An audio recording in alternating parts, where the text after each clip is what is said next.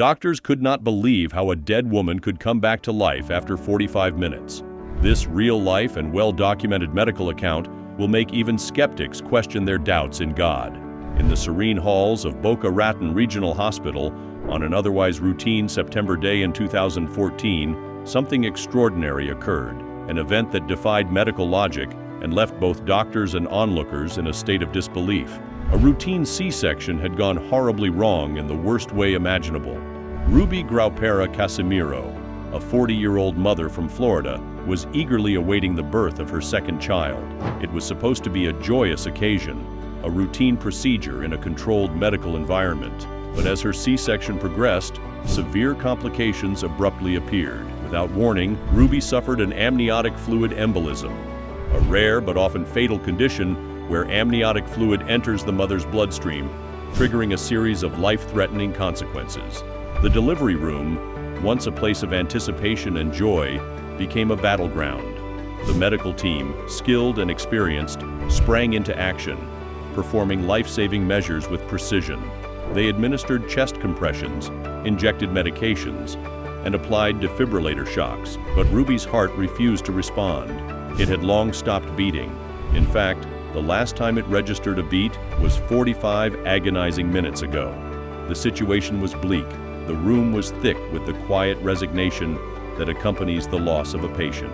Hi, I'm Terry Smith, and welcome to Real Life Miracles, and where we dedicate ourselves to revealing to you real-life miracles, meticulously documented and backed by solid evidence, where we use science and undeniable facts to prove beyond any doubt that miracles aren't just fictional stories, they're 100% real. Please share, like, and subscribe if you want to spread the message. What really happened? The events of that day at Boca Raton Regional Hospital defy conventional medical understanding. An amniotic fluid embolism is one of the most catastrophic complications that can occur during childbirth. It is sudden, unpredictable, and often fatal.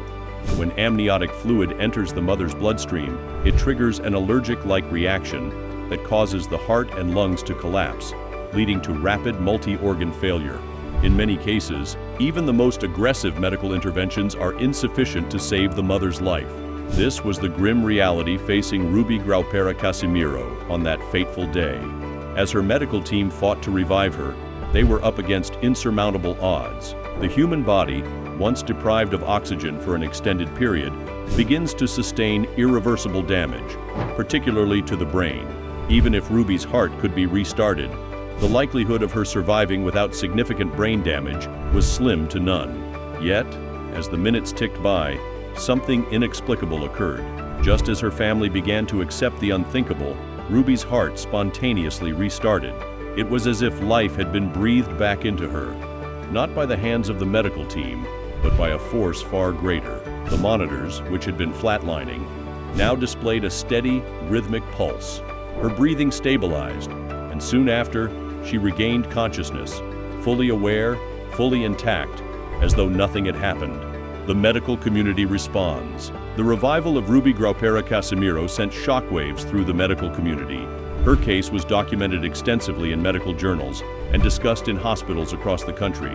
How could a woman, dead for 45 minutes, suddenly come back to life without any signs of brain damage? Theories were proposed, but none could fully explain the phenomenon. Some doctors speculated that the chest compressions, performed continuously for 45 minutes, may have kept enough oxygen flowing to prevent brain damage. Others suggested that the medications administered during the resuscitation effort may have played a role. For instance, the prolonged administration of epinephrine, commonly used in such critical situations to stimulate heart function, could have contributed to Ruby's eventual revival. However, the dosage and timing required to have this effect after such a long period without a heartbeat remains a topic of debate among medical professionals. Dr. Anthony Dardano, one of the doctors involved in Ruby's care, was among those who were left searching for answers. In an interview with CNN, he described the moment as beyond explanation, acknowledging that despite his years of experience, he had never encountered anything like it. "We did everything we could," he said, "but in the end, something beyond us took over." This sentiment is echoed by many in the medical field, who who recognize the limitations of their knowledge in the face of such extraordinary outcomes. The science of near-death experiences. To understand Ruby's revival, it is crucial to explore the broader context of near-death experiences, NDEs, and the scientific studies that have attempted to explain them. NDEs are phenomena reported by individuals who have been on the brink of death or who have been declared clinically dead and then revived. These experiences often include sensations of leaving the body, seeing bright lights, or encountering spiritual beings. One of the most comprehensive studies on NDEs is the AWARE, Awareness During Resuscitation study, led by Dr. Sam Parnia. This study examined cardiac arrest patients who had been revived after their hearts had stopped. The findings revealed that a significant number of these patients reported vivid experiences during the time they were clinically dead. While the scientific community remains divided on whether these experiences are evidence of an afterlife or simply the result of brain activity in a state of oxygen deprivation, the AWARE study has added credibility to the possibility that consciousness can persist beyond the point of clinical death. In Ruby's case, while she did not report any specific NDEs, her revival aligns with the growing body of evidence suggesting that life and consciousness may continue in ways that are not fully understood by current medical science. The fact that her brain function was entirely intact after such a prolonged period without oxygen challenges the conventional understanding of brain death and opens the door to further investigation into the mechanisms behind such miraculous recoveries. The role of faith and prayer. As news of Ruby's revival spread, it wasn't just the medical community that took notice. Her family and the wider public began to reflect on the role that faith and prayer may have played in her recovery. Ruby's family, devout Christians, had been praying fervently throughout the ordeal. In fact, as they were called into the operating room to say their final goodbyes, they continued to pray, refusing to give up hope, even when the doctors had all but declared her dead. For many, this is where the explanation lies. The timing of Ruby's revival, occurring just as her family gathered to pray over her, struck a chord with those who believe in the power of prayer and divine intervention. The idea that something supernatural could have influenced the outcome is not easily dismissed, especially by those who were present that day. Dr. Gary Schwartz, a psychologist and professor at the University of Arizona who has studied near-death experiences and other unexplained phenomena, offers a more nuanced perspective. When we encounter events like this, we have to be open to the possibility that there are forces at play that we do not fully understand, he says. Whether you view it as a miracle or a medical marvel, what happened to Ruby is a reminder that there is still so much we have to learn about the human body and the nature of life itself. Dr. Schwartz's views are supported by numerous studies that explore the impact of prayer on medical outcomes. While the scientific community remains divided on the issue, there is a growing body of evidence suggesting that patients who are prayed for tend to experience better recovery rates, even when they are unaware of the prayers being offered on their behalf. This phenomenon, often referred to as intercessory prayer, has been the subject of numerous studies, some of which have yielded statistically significant results. The role of the medical team. Despite the overwhelming sense of mystery surrounding Ruby's revival, it's important to acknowledge the role that the medical team played in her survival. The doctors and nurses at Boca Raton Regional Hospital performed their duties with extraordinary skill and dedication. Their relentless efforts to revive Ruby, even when all hope seemed lost, undoubtedly contributed to the outcome. Dr. Michael Cheisner, a cardiologist who reviewed Ruby's case, pointed out that the team's quick and continuous chest compressions were crucial in keeping blood flow to the brain, even in the absence of a detectable pulse. What the team did in those crucial moments cannot be overstated, Dr. Cheisner explained. They maintained circulation long enough to give Ruby a fighting chance, and when her heart finally restarted, it was their efforts that made the difference. This perspective is important because it highlights the intersection of faith and medicine. While Ruby's recovery is often attributed to divine intervention, it's also a testament to the skill and perseverance of the medical professionals who refuse to give up. This combination of faith and science creates a powerful narrative, one that challenges the often rigid boundaries between the two. Third-party news reporting and skepticism. Ruby's story quickly became a media sensation, with news outlets across the country covering the miraculous revival. CNN, NBC, and ABC all featured segments on Ruby's case, interviewing the doctors involved and exploring the possible explanations for her survival. The Washington Post also published an article discussing the medical aspects of the case, while simultaneously delving into the spiritual implications. Skeptics, however, have not been silent. Some argue that Ruby's revival, while extraordinary, is not necessarily miraculous. They point to the advancements in medical technology and the increasing knowledge of how the human body can sometimes respond in unexpected ways.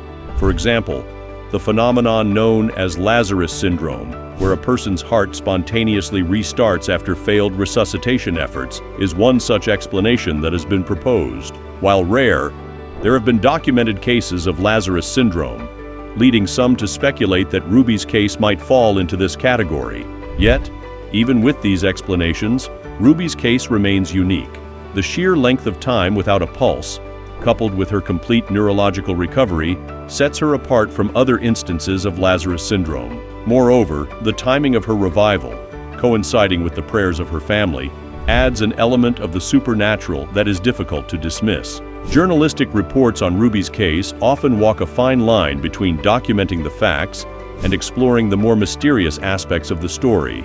Articles from the Washington Post and other reputable sources have highlighted the medical impossibility of her recovery while also acknowledging the role of faith and prayer. This balanced approach allows readers to draw their own conclusions. News outlets, even those that typically shy away from endorsing miraculous claims, have found Ruby's case difficult to categorize purely as a medical anomaly. This reluctance to dismiss the spiritual dimension outright speaks to the profound nature of what transpired in that operating room. Ruby's revival, whether seen through the lens of faith or science, stands as a challenge to the skeptic's worldview, a reminder that there are still mysteries in life that defy simple explanations. Moreover, the widespread coverage of Ruby's story, particularly in outlets that cater to both secular and religious audiences, suggests a broader societal interest in the intersection of faith and medicine. The public's fascination with Ruby's case reflects a deep-seated curiosity about the limits of science and the potential for the miraculous. Even those who are skeptical of religious explanations have found themselves grappling with the implications of her revival. In the realm of medicine, cases like Ruby's are invaluable.